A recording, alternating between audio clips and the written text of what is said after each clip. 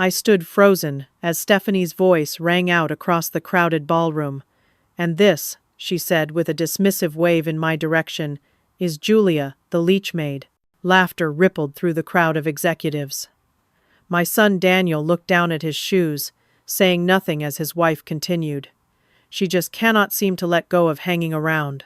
The crystal champagne flute nearly slipped from my fingers as 50 pairs of eyes turned toward me. Nobody knew that beneath my simple black dress and understated pearls, I held the future of Hamilton Technologies in my hands. My late husband Walter had made sure of that. That humiliating moment at the company Christmas party had been building for almost 2 years.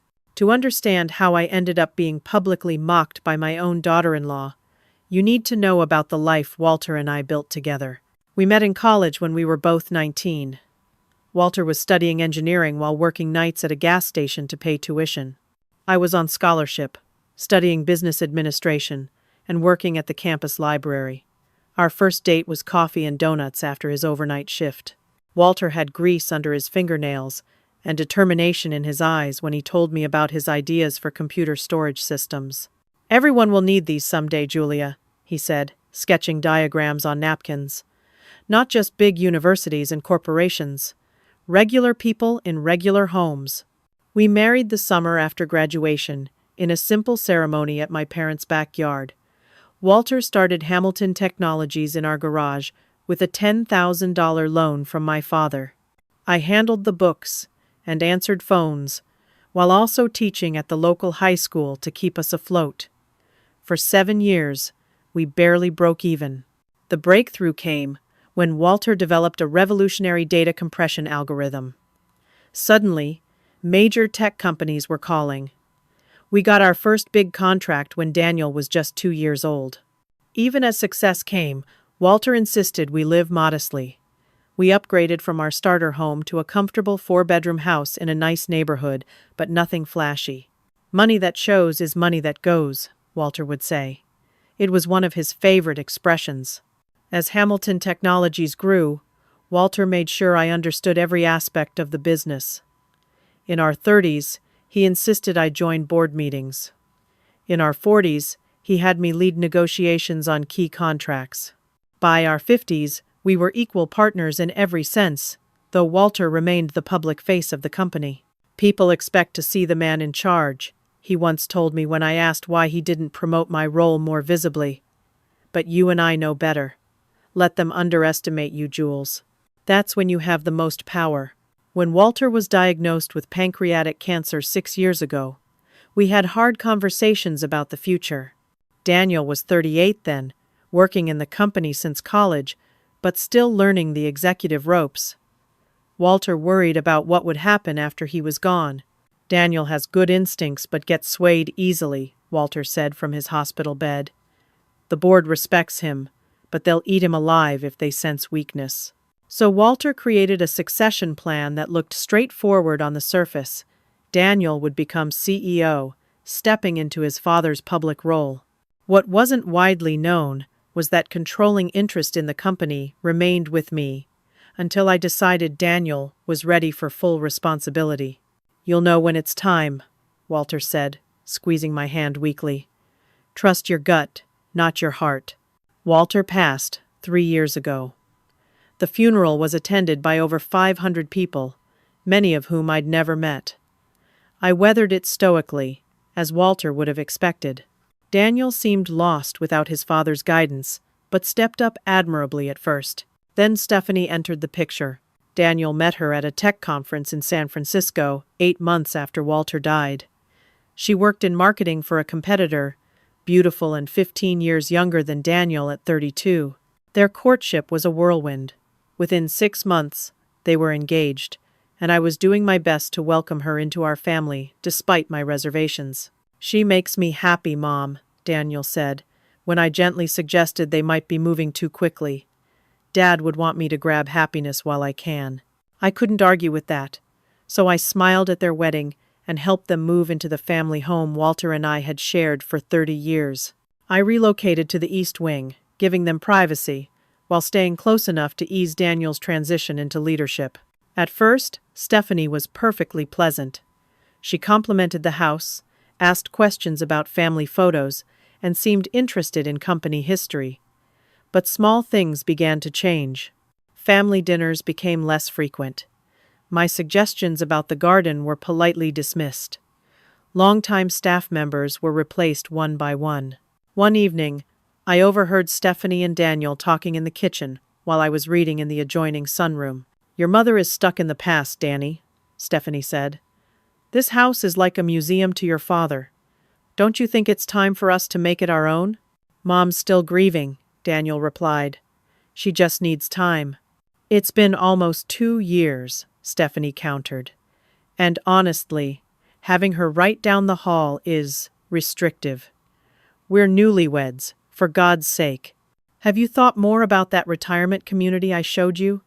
Sunshine Meadows has activities, friends her age. She'd be happier there." I sat perfectly still, my book forgotten in my lap. "I can't just ask her to leave her home," Daniel sounded uncomfortable. "It's our home now," Stephanie's voice hardened slightly. "And she's holding us back." "Holding you back. Walter wouldn't want that." The casual use of my husband's name stung like a slap. In that moment, I realized Stephanie wasn't just redecorating our home. She was systematically dismantling Walter's legacy, starting with me. The changes accelerated after I overheard that conversation. Family photos disappeared from the main hallway, replaced by modern art pieces Stephanie selected. The antique desk, where Walter had sketched his first designs, was moved to the basement, deemed too old-fashioned for the refreshed study. My private grief took on an edge of fear as I watched my son pulled further from me. Dinner invitations dwindled to once weekly, then monthly. When I did join them, Stephanie dominated conversation with talk of parties, renovations, and Daniel's rising status in the tech community. "Julia, that brooch is so vintage," she commented during one such dinner. "We should take you shopping somewhere more current. First impressions matter so much in Daniel's position." Daniel chuckled uncomfortably. "Mom's never been much for fashion, Steph." "Well, perhaps she could make a bit more effort now that you're CEO." Stephanie smiled at me with practiced sympathy. "The board members' wives are quite stylish. We wouldn't want anyone thinking the Hamilton family is out of touch." I wore that vintage brooch to every company function after that. Walter had given it to me on our 25th anniversary, a small diamond sunburst that cost more than our first car. But its value wasn't in the diamond. It was in what it represented: light after darkness, perseverance through difficult times. At the office, similar patterns emerged. My regular briefings with the financial team were rescheduled, then canceled. Reports that had routinely crossed my desk now went directly to Daniel. When I inquired, I was told it was streamlining communication at Stephanie's suggestion. I maintained my dignity through it all, remembering Walter's words about patience. Daniel had always been sensitive, even as a child. I'd nursed him through asthma attacks, bullying in middle school, his first heartbreak in college. When he struggled with advanced calculus, threatening his engineering degree, I sat with him night after night until concepts clicked. When his first management role overwhelmed him, I taught him Walter's techniques for handling difficult personalities. Now I watched helplessly as Stephanie's influence eclipsed those years of support and guidance. She arranged for Daniel to join exclusive clubs where membership cost more than most people's annual salary. She redecorated his office with imposing furniture and status symbols. She hired a personal stylist for his wardrobe and a speech coach to refine his presentations. "Image is everything," I overheard her telling him. "Your father built the foundation, but you need to bring Hamilton into the modern era." One Tuesday afternoon, Arthur Williams, the company's longtime legal counsel and Walter's closest friend, requested a private lunch. We met at a small Italian restaurant far from the office. "Julia, something concerning has come up," Arthur said after ordering. His usually jovial face was serious. "There's talk about removing you from the quarterly briefings altogether." "On what grounds?" I asked, though I already suspected. "Stephanie has been suggesting to board members that your mental acuity might be declining." Arthur looked pained delivering this news. She mentioned confusion during meetings, difficulty following new initiatives. That's absurd, I said, anger flaring. I've questioned some of the new initiatives because they're financially unsound, not because I don't understand them. Arthur nodded. I thought as much. There's something else. Daniel presented a preliminary assessment of merger possibilities with Westfield Enterprises last week. My teacup clattered against the saucer. Westfield? They're corporate raiders. They buy companies, strip assets, and sell the pieces. Yes, Arthur agreed grimly. And according to my sources, Stephanie has been unusually enthusiastic about exploring this option. She's convinced Daniel that Hamilton lacks the capital for necessary expansion. That's completely false, I said. Our cash reserves are substantial. Walter made sure of it. The board hasn't seen the complete financial picture recently, Arthur said carefully. The reports have been selectively edited. I sat back, mind racing. Stephanie's doing. Can't say for certain, but the timing coincides with her increased involvement in company communications. Arthur hesitated. Julia, I don't mean to overstep, but how much does Daniel know about the actual succession plan? He knows he's CEO. The rest. Walter thought it best to keep private until Daniel proved himself ready. Then only you, me, and the trust administrators know you hold controlling interest. Arthur lowered his voice. I think it should stay that way for now. Something doesn't feel right. That evening, I received an email from Daniel, not a call or personal visit, informing me that for security purposes, the company would be updating access protocols. My passcodes would be reconfigured, and I would need to schedule future visits to executive floors through Stephanie's new executive assistant. I stared at the screen, reading between the lines. I was being systematically removed from my own company. But why? If Stephanie simply wanted me out of their home life, these corporate maneuvers seemed excessive. There had to be something larger at play. The answer came 3 days later when I used my still-functioning remote access to review recent board presentations. There, buried in appendices unlikely to receive careful scrutiny, were projections showing Hamilton Technology's value plummeting over the next 2 quarters. The supporting data contradicted everything I knew about our current contracts and market position. Someone was manufacturing a crisis to force a quick sale to Westfield Enterprises. And judging by Daniel's new distance, he believed these manipulated projections. I was being pushed out, not just as a mother-in-law, but as the one person who might recognize the deception. The discovery of those falsified projections kept me awake for 2 straight nights.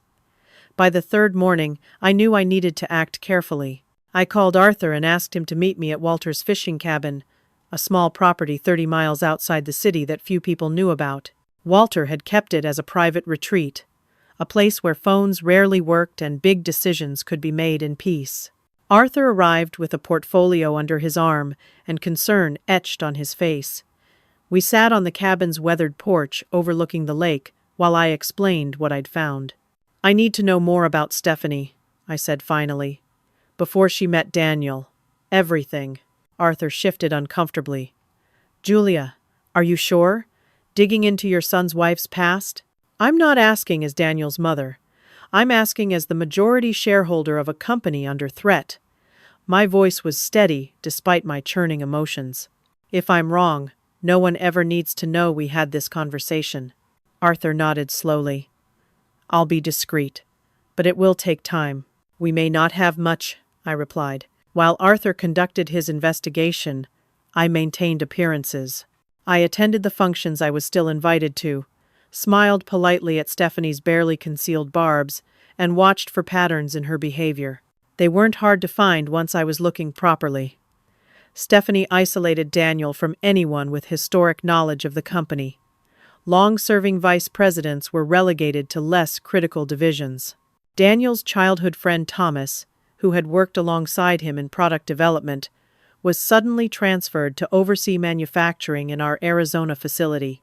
At home, the situation deteriorated further. Stephanie hired contractors to modernize the East Wing where I lived. The noise and dust will be terrible for weeks, she told me with practiced concern. "We've prepared the guest house for you, so much more private." The guest house was a charming structure at the far end of the property, comfortable but completely disconnected from the main house systems, including the network where I could access company information. I knew this was no coincidence. With few alternatives, I moved my personal items to the guest house, carefully hiding Walter's private records and my own notes where they wouldn't be found during the renovation. 2 weeks later, Arthur requested another meeting, this time at his office after hours.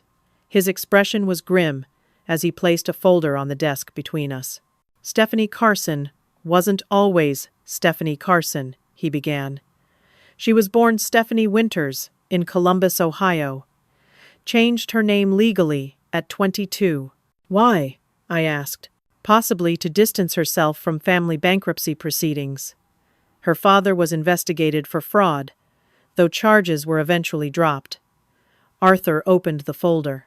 "She's worked for 7 different technology companies over the past decade, always in marketing or communications roles with proximity to leadership." He showed me a timeline of Stephanie's career. In each position, she had relationships with executives, followed by rapid advancement, followed by abrupt departures. Her last position before meeting Daniel was with Garner Technologies. She left under unusual circumstances, signed a non-disclosure agreement, received a significant settlement. "For what?" I asked. "Officially, workplace injury. Unofficially." Arthur slid another document across the desk. "My contact suggests it related to misappropriation of sensitive information. Nothing could be proven conclusively." I scanned the document, a knot forming in my stomach. "And before Garner?" 3 years at Camden Systems. "And before that?" Arthur hesitated. 2 years at Westfield Enterprises, working directly with their acquisitions team." The room seemed to tilt slightly. "Westfield. The same Westfield that's suddenly interested in acquiring Hamilton?" Arthur nodded grimly. "I found something else." He pulled up an email on his computer, turning the screen toward me. "This was sent from Stephanie's personal account 3 months ago. My source at the data recovery firm owed me a significant favor, so I'd prefer not to explain how I obtained it." The email was addressed to J. Montgomery, who I recognized as James Montgomery, Westfield's CEO. It contained a single line: "Groundwork laid, timeline accelerated, proceed as discussed." "There's more," Arthur said quietly, showing me additional communications. "Regular updates, private meetings when Daniel was traveling. She's been feeding information to Westfield since before the wedding." The full picture emerged with sickening clarity. Stephanie hadn't randomly met Daniel at that conference. She had targeted him specifically, knowing Hamilton Technologies was vulnerable after Walter's death. The whirlwind romance, the quick marriage, the systematic isolation, all parts of a corporate espionage scheme. "Does Daniel have any idea?" Arthur asked gently. I thought of my son's face at recent functions, strained, sometimes confused, increasingly reliant on alcohol to get through events. "No. He loves her, or believes he does." "Julia, this goes beyond family matters now. This is corporate fraud. We should contact authorities." I stood up, suddenly tired. "Not yet. I need to talk to Daniel first. He deserves to hear this from me." "He might not believe you," Arthur warned. "Stephanie has had months to shape his perception." "He's still my son." My voice caught. "I have to try." The next day, I invited Daniel for lunch at his favorite deli, a small place we used to visit when he was in college. To my surprise, he agreed, arriving only 10 minutes late with a distracted smile. "Mom," he said, kissing my cheek, "this is nice. Sorry I've been so busy lately. The Johnston contract has been a nightmare." We ordered sandwiches and made small talk about safe topics. Daniel looked tired, with new lines around his eyes and a slight tremor in his hands that he tried to hide by keeping them under the table. Finally, I took a deep breath. "Daniel, I need to talk to you about something important. About Stephanie." His expression immediately closed. "Mom, I know you two have your differences, but she's my wife." "This isn't about personal differences," I said carefully. It's about Hamilton Technologies, about Walter's legacy. Here we go again, Daniel sighed. Mom, things change. Companies evolve. Dad built something amazing, but we can't stay frozen in time. That's not what I'm suggesting. I reached for his hand across the table.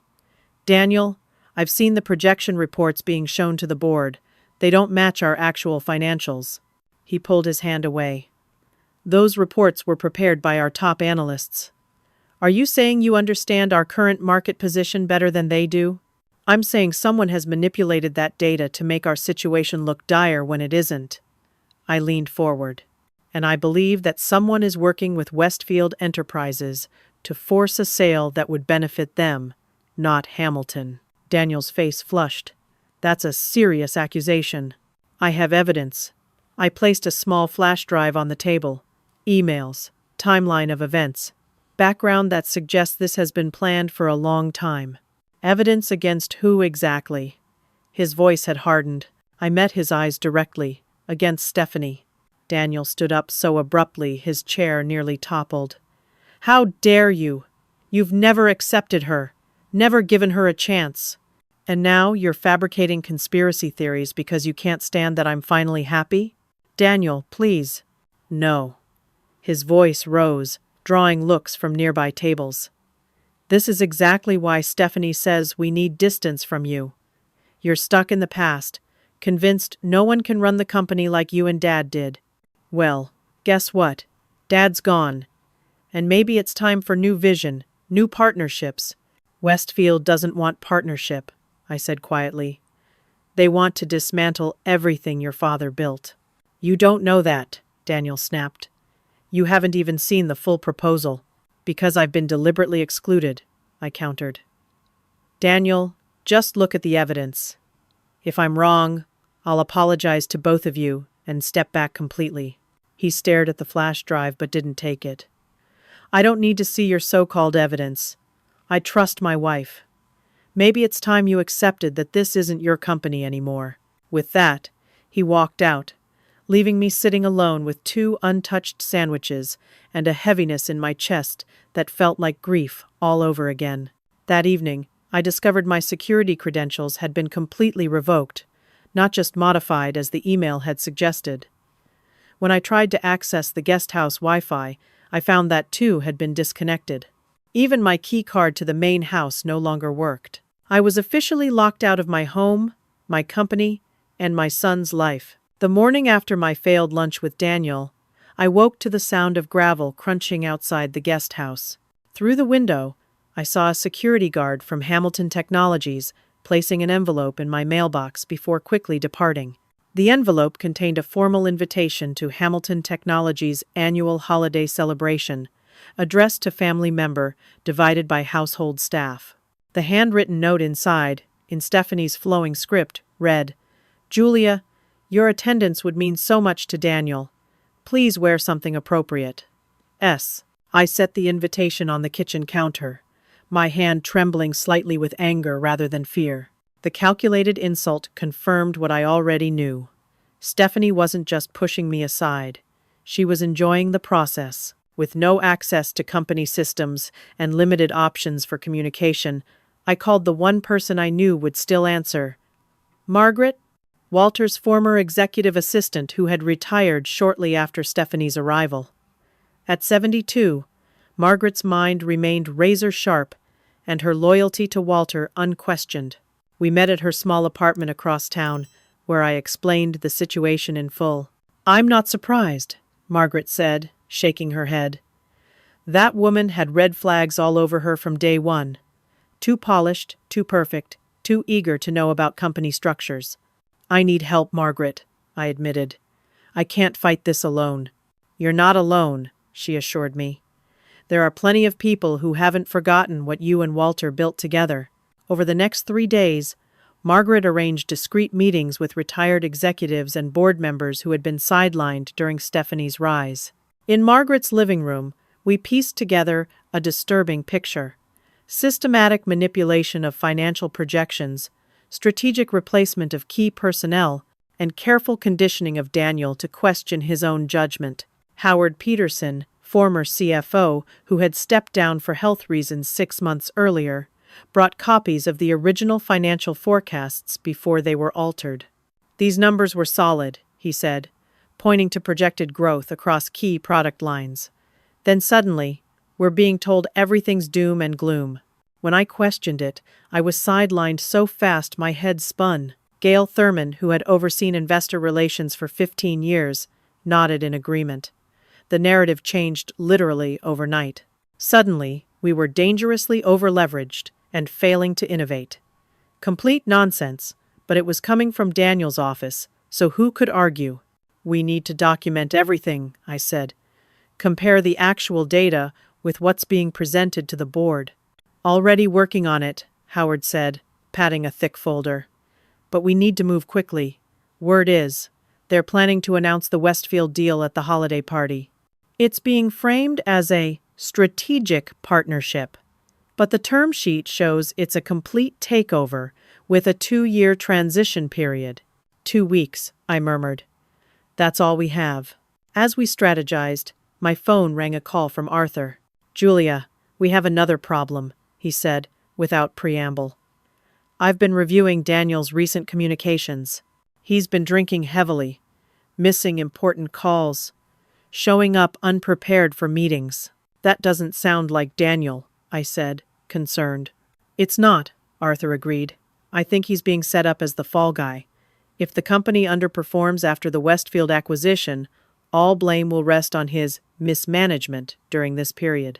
His signature is on everything. And Stephanie? I asked. Perfectly positioned. Her new employment contract with the merged entity includes a separate compensation package and golden parachute that doesn't depend on performance metrics. The pieces clicked together. Daniel wasn't just being manipulated, he was being positioned for professional destruction. This wasn't merely corporate espionage, it was calculated betrayal of the most personal kind. I thanked Arthur and turned back to the group gathered in Margaret's living room. We need to approach this from multiple angles, I said, feeling a familiar resolve that reminded me of difficult negotiations from years past. Howard, continue assembling the financial evidence. Margaret, can you reach out to Tabitha Jones on the current board? She worked closely with Walter and may be sympathetic. Already sent a message, Margaret confirmed. She's cautious, but willing to listen. Good. Gail, we need a communication strategy for after we present our evidence. The company's public image will need rehabilitation. I'll draft something, Gail agreed. What about Daniel? Howard asked gently. Even with all this evidence, he's being deliberately isolated and confused, I said firmly.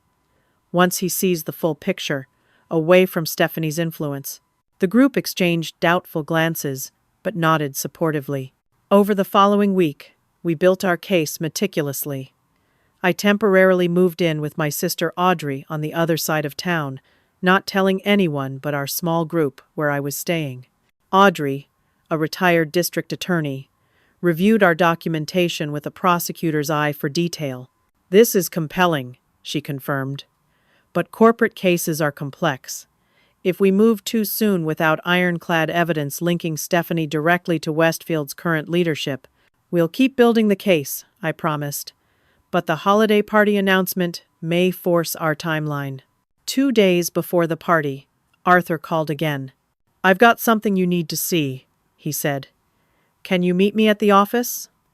After hours, I arrived at the law firm at 9 that evening to find Arthur looking grimmer than I'd ever seen him.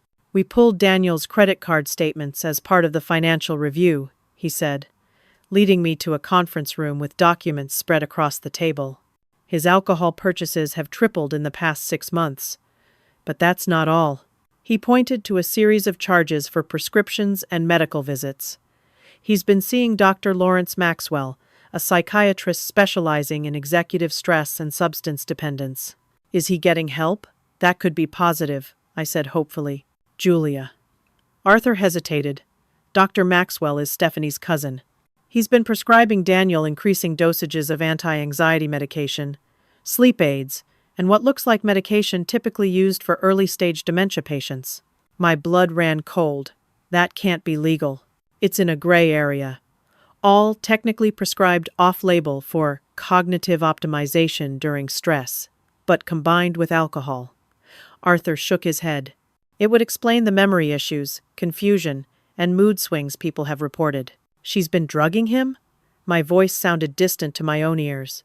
Influencing his treatment at minimum, possibly more directly involved. Arthur slid another document forward. We found this in their home medical cabinet inventory from the insurance inspection last month. The list included the medications Arthur had mentioned, along with others I didn't recognize. The most concerning part, Arthur continued reluctantly, is this text exchange we recovered. He showed me printouts of messages between Stephanie and Dr. Maxwell. Needs higher dose. Still questioning decisions. Not safe to increase further with his alcohol consumption. Just write it. I'll manage administration. Meeting Friday critical. I sat down heavily, the room spinning slightly. She's deliberately impairing his judgment, making him dependent, malleable. It appears so, Arthur agreed solemnly. Julia, this goes beyond corporate manipulation. This is potentially criminal. I stared at the evidence before me, a cold clarity replacing my shock. We need to move now, not at the party. Contact the board members we trust. Set up an emergency meeting. Stephanie watches those communications closely, Arthur warned. She'll know something's happening. Then we don't use official channels. I straightened my shoulders. Call everyone directly. Old phone numbers, personal emails. Meeting tomorrow morning, your office. And Arthur? Yes? Contact security about changing access to the executive floor for Friday's party. I'll need to get in without alerting Stephanie. As I left Arthur's office, my phone dinged with a text message from an unknown number. It contained only a photo. Daniel slumped unconscious on a couch, a nearly empty whiskey bottle beside him, while Stephanie stood in the background looking at her phone. The message that followed chilled me. Better hurry, Julia. Your son is falling apart, just like his company will without Westfield's intervention. Perhaps you should stay home Friday. Family embarrassments should remain private. I forwarded the message to Arthur immediately, then called Margaret. I need somewhere safe for Daniel, I said without preamble. Somewhere. Stephanie can't reach him, with medical supervision. My nephew runs a private recovery center in Maine, Margaret replied without hesitation. Very discreet, excellent care, used by executives who need privacy. Book it, I said. We'll get Daniel there after the board meeting tomorrow. But the board meeting never happened. I arrived at Arthur's office the next morning to find him looking pale and shaken. 3 board members were called away on urgent family emergencies overnight, he reported. 2 others received threatening messages about past indiscretions being exposed. And Howard Peterson was just hospitalized with suspected food poisoning. Stephanie, I said. Arthur nodded grimly. She must have caught wind of something. The party announcement is still moving forward. Security reports extensive preparations underway. Then we move to Plan B, I said, pulling out my phone. We stop this at the party itself. Julia, that's incredibly risky, Arthur cautioned. You'll be walking into hostile territory with Stephanie fully prepared. Exactly, I said, remembering Walter's words from long ago. Let them underestimate you. That's when you have the most power. With our planned board intervention derailed, I spent the next 24 hours recalibrating. Stopping Stephanie at the holiday party would be challenging, but not impossible. The key was preparation and precision. First, I called Tabitha Jones, the one current board member I believed might still be trustworthy. We arranged to meet at a small cafe miles from any Hamilton facility. I've been concerned for months, Tabitha confessed once we were seated in a back corner. The numbers don't add up, but questioning them results in immediate backlash. 3 vice presidents have been pushed out for raising legitimate concerns. We need your help, I said, sliding a USB drive across the table. This contains documentation of financial manipulation, evidence of Stephanie's ongoing relationship with Westfield executives, and medical records suggesting Daniel is being impaired to facilitate this takeover.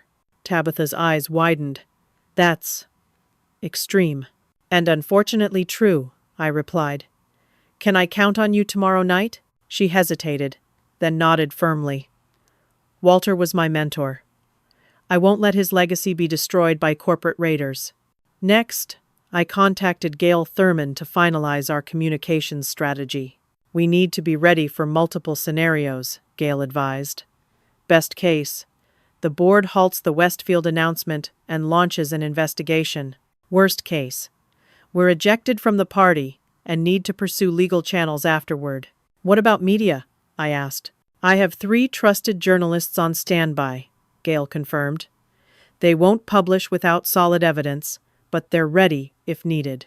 My final call was to Dr. Sarah Winters, an addiction specialist recommended by Audrey, who agreed to be on standby to evaluate Daniel. If he's been mixing alcohol with the medications you described, Dr. Winters warned, abrupt cessation could be dangerous. We'll need to monitor him carefully. I understand, I said. Safety first, then justice. The day of the party arrived with a crystalline winter chill. I spent the morning reviewing our evidence one final time with Arthur, then returned to Audrey's to prepare. Instead of the conservative attire I typically wore to company functions, I selected an elegant emerald green evening gown Walter had given me for our 40th anniversary. I paired it with his mother's diamond earrings, and most importantly, the sunburst brooch that Stephanie had mocked months earlier. You look formidable, Audrey said, as I finished my makeup. Good, I replied. Tonight I need to be. Arthur picked me up at 7, looking distinguished in his tuxedo. Security confirmed your access has been restored for tonight only, he reported. Stephanie's doing, ironically. Apparently she wants to ensure you're present for whatever she has planned. Her mistake, I said simply. We arrived at Hamilton headquarters to find the atrium transformed. Crystal chandeliers had been installed overhead, white orchids cascaded from temporary pillars, and ice sculptures shaped like the company logo dotted the room. Clearly, no expense had been spared for what Stephanie intended as a victory celebration. I noticed immediately that the traditional elements of Hamilton holiday parties were conspicuously absent. The scholarship announcements for employees' children, recognition of service milestones, Walter's favorite jazz quartet. Instead, a string orchestra played classical music, while servers circulated with champagne and elaborate hors d'oeuvre. Arthur squeezed my arm supportively as we entered. Tabitha and 3 other board members are already here. Howard is still recovering, but sent his proxy vote to Tabitha. We have a quorum if needed. I nodded slightly, scanning the room for Daniel. I spotted him near the bar, glass in hand, Stephanie's arm linked possessively through his. Even from a distance, I could see the slight unsteadiness in his posture, the dullness in his eyes that had nothing to do with normal fatigue. Wait for my signal, I murmured to Arthur. Let's see how Stephanie plays this first. I circulated slowly through the crowd, greeting longtime employees who seemed surprised but pleased to see me. Many expressed quiet concern about the company's direction, confirming that rumors of the Westfield deal had spread despite official secrecy. After 20 minutes, I felt a presence at my elbow. Stephanie stood there in a striking red gown, her smile practiced and cold. Julia, she said, air-kissing near my cheek. How nice that you could join us. Daniel will be so pleased. I wouldn't miss it, I replied evenly. Quite a departure from tradition. Progress requires change, she said dismissively. The old Hamilton is just that old. Tonight marks the beginning of an exciting new chapter. Indeed it does, I agreed, meeting her gaze steadily. Something in my tone made her pause, uncertainty flickering briefly across her features before her smile reasserted itself. Well, do try to enjoy yourself, she said. The announcement will be in about 30 minutes. I've arranged for you to be recognized as well. As she walked away, I caught Arthur's eye across the room and gave a slight nod. He immediately moved toward the small group of board members gathered near the windows. I continued my circuit of the room, pausing to speak with Gail Thurman, who was posing as a +1 for a former colleague. Everything set? I asked quietly. Journalists on standby, she confirmed. Security has been instructed to defer to board authority in any dispute, thanks to Tabitha's intervention. Good. And the other matter? Dr. Winters is waiting in the executive lounge with a medical team. Access, arranged through Arthur's security clearance. I squeezed her hand gratefully. Thank you. At precisely 8:30, Stephanie tapped a microphone at the front of the room. Conversation died away as she took center stage, Daniel standing slightly behind her, looking uncomfortable but resigned.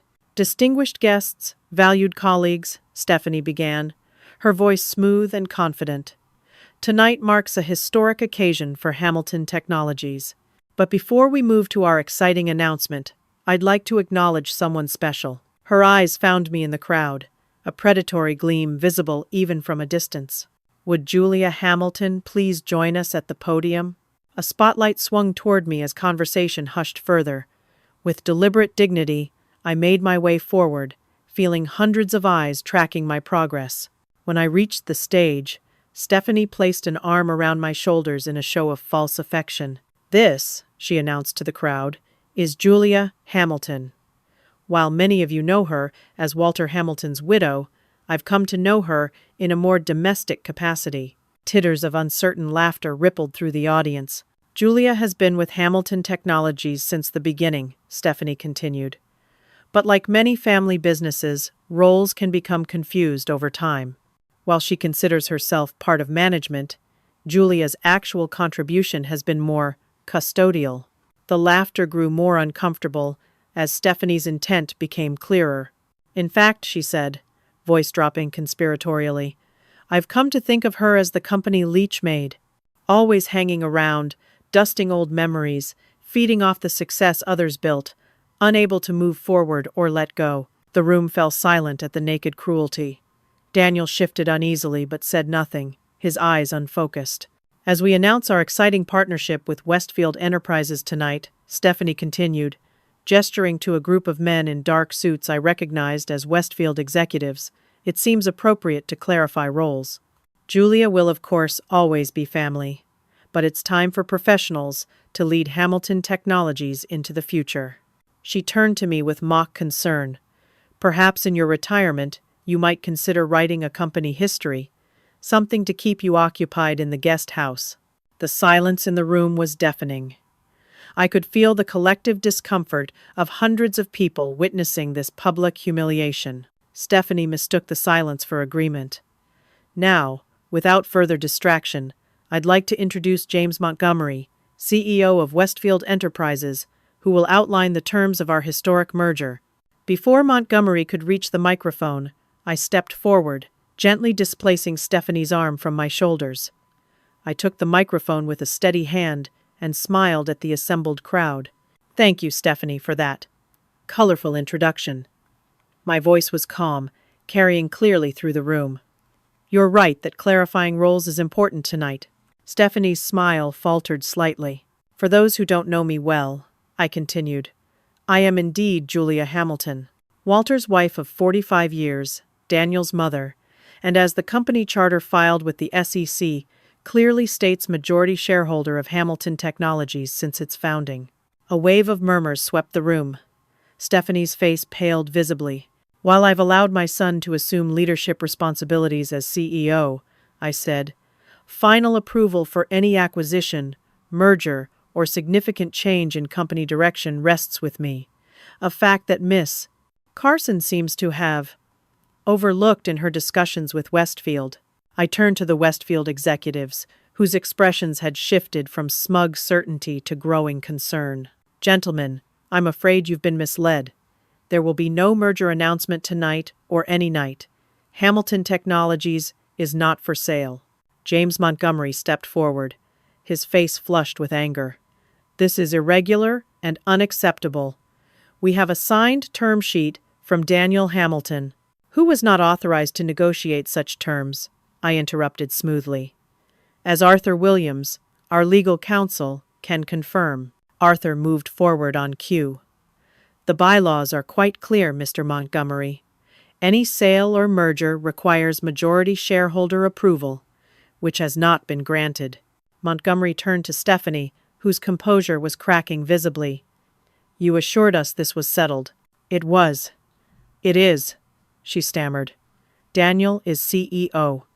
He has full authority to manage operations," I finished for her, "not to sell the company, particularly not when operating under compromised conditions." I gestured toward Daniel, who was now leaning heavily against a column, confusion evident on his face. "Further," I continued, "I've taken the liberty of sharing with the board documentation of concerning activities, falsified financial projections, strategic removal of experienced executives, and evidence of ongoing coordination between Miss Carson and Westfield that predates her relationship with my son." Gasps rippled through the crowd as security personnel discreetly moved to block the exits. "In light of these developments," I said, my voice now steel beneath silk, "the board has authorized an emergency session to address these concerns. Mr. Montgomery, your team is welcome to remain as witnesses, though I suspect your legal department will advise against it." Tabitha Jones stepped forward. "As senior board member present, I confirm we have quorum and have voted to suspend all merger discussions pending investigation." The room erupted in chaotic conversation. Security moved toward the Westfield executives, who were already backing toward the exit. Stephanie's face contorted with fury. "You can't do this. The company is failing. Daniel, tell them." All eyes turned to Daniel, who looked confused and unsteady. The projections showed," Stephanie said. "Daniel has been receiving inappropriate medication combinations that affect cognitive function," I said quietly but firmly. "Medical professionals are standing by to evaluate his condition. Another matter the board will investigate fully." "This is slander," Stephanie hissed. "No," I replied calmly. "It's justice." I turned back to the assembled employees, many of whom looked shocked but increasingly relieved. "Hamilton Technologies remains independent, financially sound, and committed to Walter's vision of innovation with integrity. There will be leadership changes and full transparency in the coming weeks." I smiled genuinely for the first time that evening. "And next year, I promise the holiday party will feature Walter's jazz quartet again." A spontaneous round of applause broke out, growing in strength until it filled the atrium. Security had already escorted the Westfield executives out. Arthur was leading Daniel gently toward the executive elevator where Dr. Winters waited. And Stephanie stood frozen in the spotlight, her carefully constructed facade finally shattered beyond repair. As I stepped down from the podium, she grabbed my arm, voice low and venomous. "This isn't over. I have rights as Daniel's wife." "You have broken laws as a corporate officer," I corrected her quietly. "The authorities have been notified. I suggest you contact legal representation immediately." As security approached to escort her from the building, I removed her hand from my arm and added just loudly enough for her to hear, "Never underestimate a mother's love or a businesswoman's intelligence." That was Walter's first lesson to me. The last I saw of Stephanie that night, she was being led firmly toward the exit, her red dress a splash of color quickly swallowed by the gathering darkness outside. The aftermath of my announcement rippled through the company like a tidal wave. The party dissolved into clusters of shocked employees discussing implications, while board members assembled in Walter's old conference room for an emergency session. I wanted desperately to follow Daniel to the executive lounge where Dr. Winters was evaluating him, but duty required my presence at the board meeting first. As I entered the familiar room, I found myself standing at the head of the table, Walter's old position, without consciously choosing it.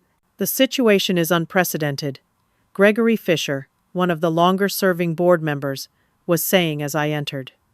"We need to contain this immediately before markets open Monday. The priority is stabilizing leadership and operations," Tabitha countered. "Julia, thank God you're here." 7 board members had assembled, barely making quorum, but sufficient for emergency action. Arthur stood at my side, documents ready.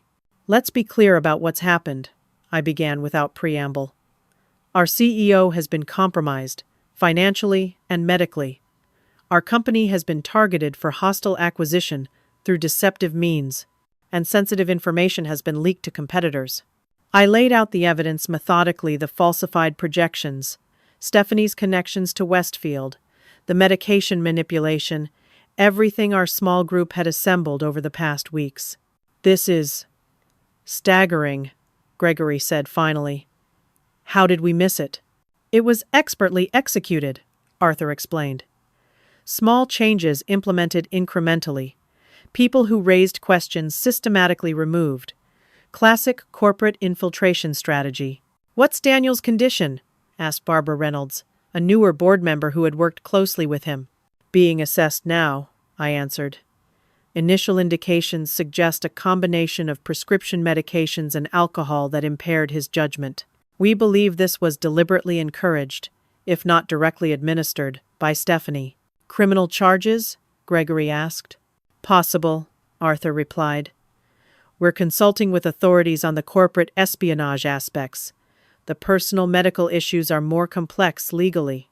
For the next 2 hours, we worked through immediate actions: temporary leadership structure, communication strategy, legal considerations. By unanimous vote, I was appointed acting CEO while Daniel received treatment. Howard Peterson would return as CFO as soon as his health permitted. An independent audit would begin immediately. As the meeting concluded, Arthur touched my arm. Dr. Winters has an initial assessment of Daniel. He's asking for you. I found my son in the executive lounge, looking pale and disoriented. Dr. Winters drew me aside. He's experiencing symptoms consistent with benzodiazepine dependence complicated by alcohol use, she explained quietly. Blood tests confirm elevated levels of several medications, including some not typically prescribed together. Will he recover? I asked, my voice catching. With proper treatment, yes, but it will take time. She glanced toward Daniel. I recommend an inpatient program, minimum 30 days, followed by ongoing therapy. He'll get whatever he needs, I promised. I approached Daniel cautiously, sitting beside him on the leather couch. For a long moment, he stared at his hands. Is it true? He finally asked, his voice hoarse. About Stephanie? Westfield? All of it? Yes, I said gently. He nodded slowly, tears forming. I thought I was losing my mind, forgetting conversations, missing details. She kept saying I was working too hard, drinking too much. The medications affected your memory, your judgment, I explained. It wasn't your fault. But I believed her over you, his voice broke. I let her push you out of your own home. I stood there tonight while she humiliated you in front of everyone. My own mother. I took his trembling hands in mine. You were being manipulated by someone who targeted you specifically for this purpose. The board understands that. I understand that. Daniel looked up, anguish clear in his eyes. Dad would be so disappointed in me. No, I said firmly. He would be furious at what was done to you, to his company, but never disappointed in you. I've ruined everything, he whispered. Nothing is ruined that can't be rebuilt, I assured him. But first, you need to heal. Dr. Winters has recommended a treatment facility where you'll have privacy and excellent care. Fear flickered across his face. What about the company? My position? I'll handle everything until you're ready to return, I promised. Focus on getting well. That's all that matters now. After Daniel left with Dr. Winters and her team, I returned to the boardroom where Arthur was coordinating with security and legal teams. The building had been cleared except for essential personnel managing the crisis. Stephanie? I asked. Gone, but under surveillance, Arthur confirmed. Police have been briefed. Her accounts are frozen pending investigation. I nodded wearily, the adrenaline of the night finally ebbing. You should rest, Arthur suggested gently. Tomorrow will be challenging. One more thing first, I said, picking up the phone to dial a familiar number. Margaret answered immediately. Julia, I've been getting texts all night. Is it true? All of it, I confirmed. I need your help again, old friend. Name it, she said without hesitation. I'm acting CEO until Daniel recovers. I need someone I trust absolutely as my executive assistant. Margaret laughed, a sound of pure delight. Julia Hamilton, Are you asking me to come out of retirement? Temporarily, I qualified. 3 months, maybe 6. I'll be there Monday morning, she promised. Just like old times. As I hung up, Arthur was watching me with a mixture of admiration and concern. What? I asked. Walter would be incredibly proud, he said simply. But this is just beginning. The investigation, potential charges, rebuilding the executive team. It won't be easy. I touched the sunburst brooch at my collar, thinking of Walter's words about patience and perseverance. Nothing worthwhile ever is, I replied. But we built this company from nothing once before. We can certainly save it now. The weeks following the holiday party unfolded in a blur of activity. As acting CEO, I found myself working 14-hour days, splitting time between damage control, rebuilding the executive team, and cooperating with authorities investigating Stephanie's actions. The story broke in business media despite our best efforts at containment. Hamilton Technologies thwarts corporate espionage plot. Thankfully, Gail Thurman's communication strategy helped shape the narrative favorably. Hamilton was portrayed as the victim of a sophisticated attack rather than a company in disarray. Stephanie was arrested 2 days after the party while attempting to board a private plane to the Cayman Islands. The evidence against her was substantial. Emails detailing coordination with Westfield executives dating back years, financial records showing payments to offshore accounts, and testimony from Dr. Maxwell, who quickly turned state's witness when faced with charges of medical misconduct. James Montgomery and 2 other Westfield executives resigned amid the scandal. Their board issued a statement claiming no knowledge of the unauthorized actions of rogue employees, a fiction that fooled no one but provided legal cover. Daniel, meanwhile, was safely ensconced in the private treatment center in Maine. His first week was physically difficult as his system adjusted to the absence of the medications he'd been receiving. By the second week, his doctors reported improved clarity and focus, though emotional healing would take much longer. Our first video call was painful. Daniel looked gaunt, his eyes hollow but clearer than I'd seen in months. The doctor says I've been on anxiolytics, sleeping pills, and something called scopolamine, he said. Makes you suggestible, affects memory. They found it in some of my evening drink mixers in residue tests. My heart ached at the betrayal he'd experienced. Daniel, I'm so sorry. Don't apologize, he said firmly. You tried to warn me. I wouldn't listen. He paused, looking down. She never loved me, did she? I believe she loved what you represented, I answered carefully. Access, position, opportunity. He nodded slowly. I keep replaying conversations, decisions, trying to separate what was real from what was manipulated. It's exhausting. Give yourself time, I advised. Focus on healing now. Everything else can wait.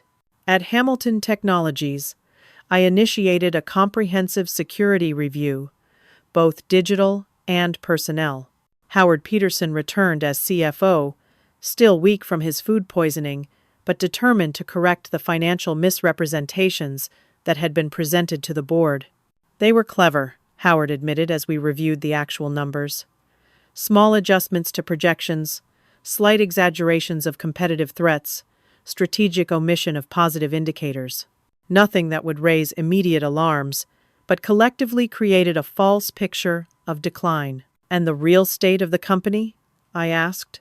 Howard smiled for the first time in weeks. Rock solid. The Johnston contract alone secures our position for the next 3 quarters. New product development is on schedule. Cash reserves are exactly as Walter planned. This confirmation allowed me to focus on personnel. With the board's full support, I brought back Thomas, Daniel's childhood friend, from the Arizona facility to serve as interim chief operating officer.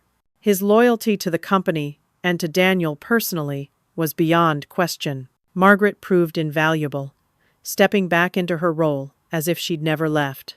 Her institutional knowledge and network of relationships throughout the company helped identify which recent hires had been Stephanie's plants and which were legitimate talents. This one, she said during one personnel review, tapping a resume. Marketing coordinator hired last spring. 3 positions in 4 years. Always moving closer to executive levels without corresponding achievements. Classic pattern. I nodded.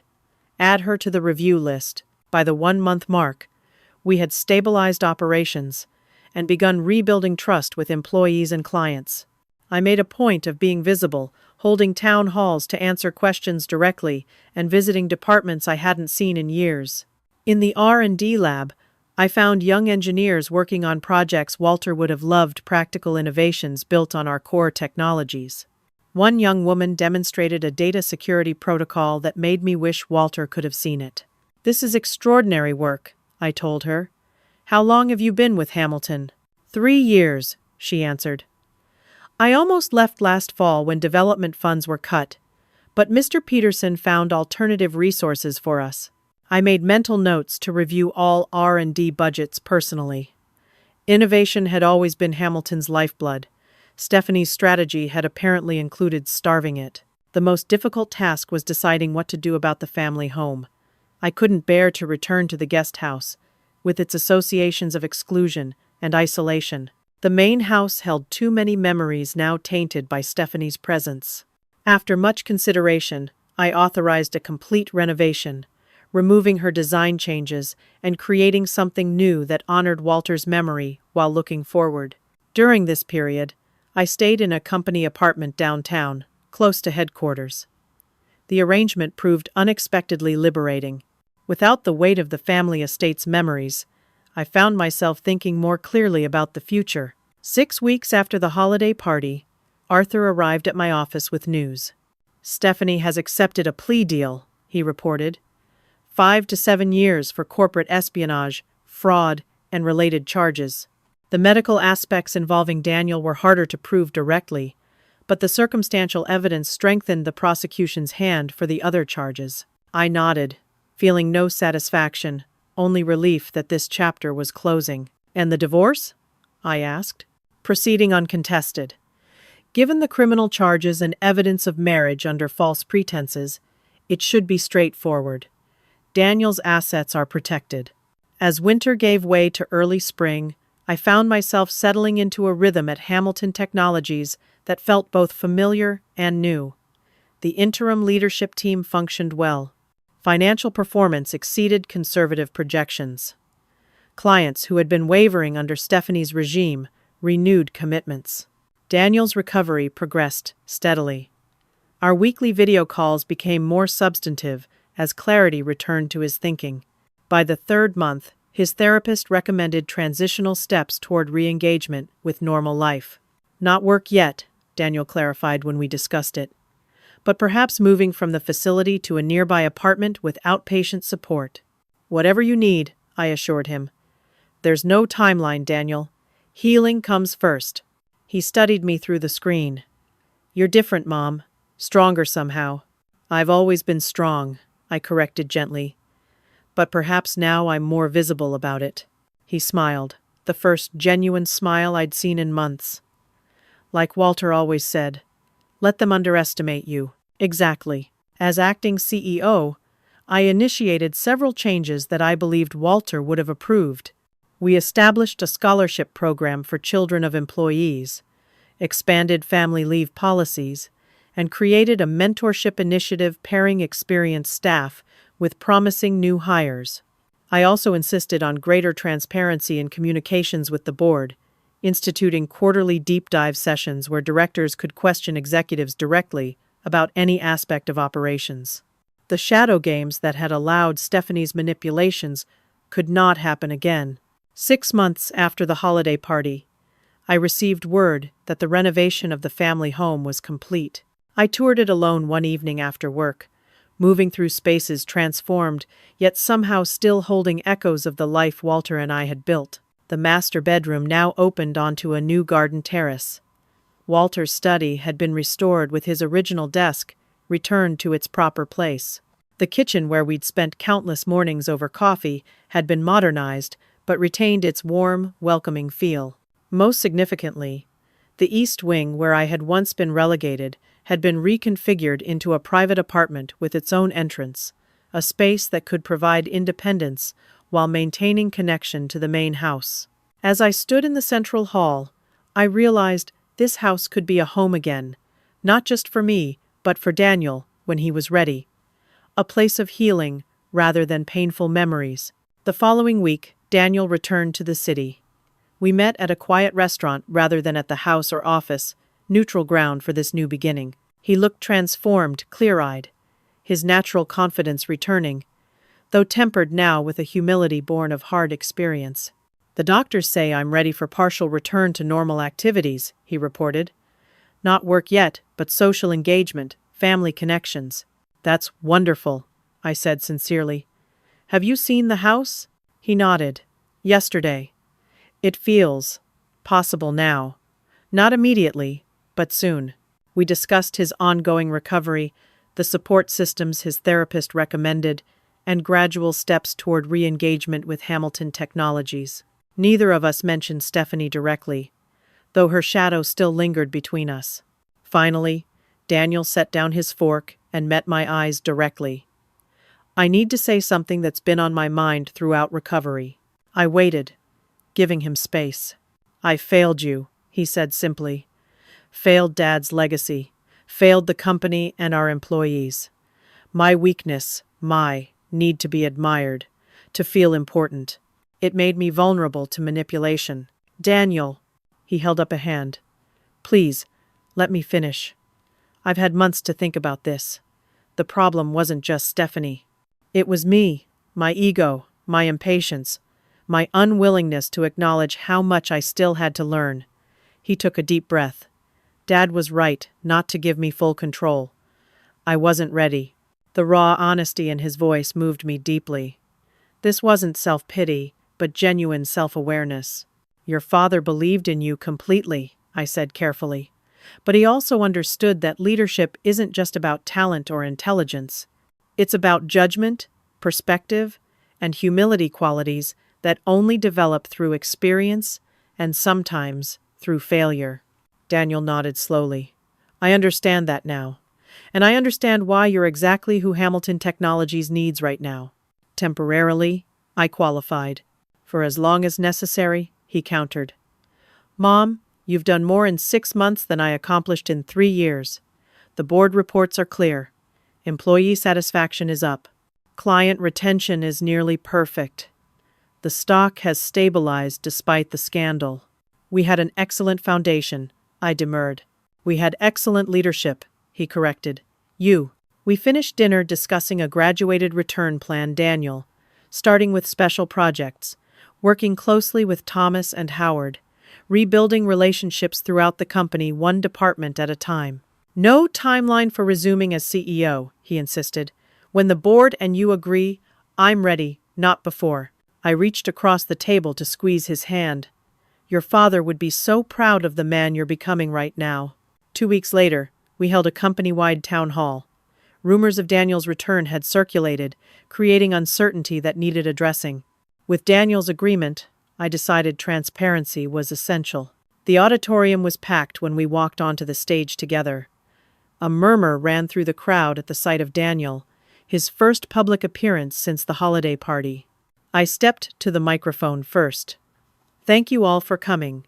As you can see, we have a special guest today. Before I invite Daniel to speak, I want to clarify our path forward." I outlined the company's current strong position, the leadership structure, and our commitment to the core values Walter had established.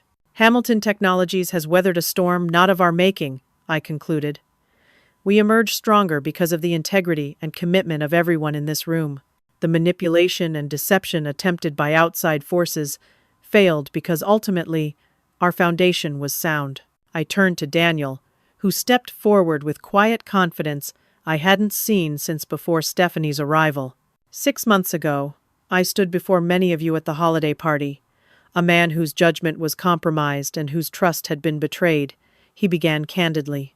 "Today, I stand before you clear-eyed and profoundly grateful to my mother for her courage, to our board for their wisdom, and to each of you for your loyalty to this company my father built." He paused, visibly gathering himself. I am not returning as CEO today. That position remains in the most capable hands possible. He gestured toward me. I am returning as a student, ready to learn again from the ground up. In the coming months, I'll be working with different departments on specific projects, relearning our business, and earning back your trust.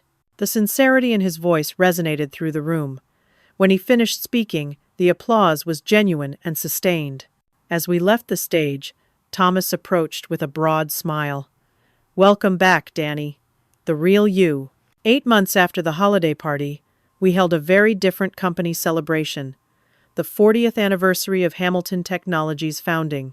It was my first major event as the officially confirmed CEO, a position I had accepted with the board's unanimous approval. The celebration returned to Walter's preferred format: recognition of employee achievements, scholarship announcements, and yes, his favorite jazz quartet playing in the atrium. Daniel, now working successfully as Special Projects Director, gave a brief, heartfelt speech about the company's history and values. As I watched him interact confidently with employees and board members, I felt Walter's presence strongly, not in grief, but in pride and continuity. The succession plan would proceed, but properly this time with mentorship, gradual transfer of responsibilities, and mutual respect. Later that evening, as the party wound down, I found myself standing near the spot where Stephanie had once humiliated me as the leech maid. The memory no longer stung. Instead, I felt a profound appreciation for the lesson it had ultimately taught all of us about appearances versus reality, about patience versus power. Daniel joined me, 2 sparkling waters in hand. Penny for your thoughts? I accepted the glass with a smile, just reflecting on how differently things might have gone if Stephanie had bothered to research who actually controlled the company before targeting it. He chuckled ruefully. Or if I had been transparent with her about the actual succession plan. Everything happens as it should, I said, touching my sunburst brooch. Walter used to say that in difficult times. He was right. Daniel looked around the room thoughtfully. We're stronger now, more vigilant, more united, and wiser, I added. All of us. As the last guests departed and the music faded, I found myself filled with a quiet satisfaction. Hamilton Technologies had survived its greatest challenge. Daniel was healing. The family legacy remained intact, not just as a business, but as a set of values, integrity, innovation, and the quiet strength that comes from knowing when to appear ordinary and when to reveal your true power. Walter had taught me that lesson long ago, and now life had taught it to Daniel as well.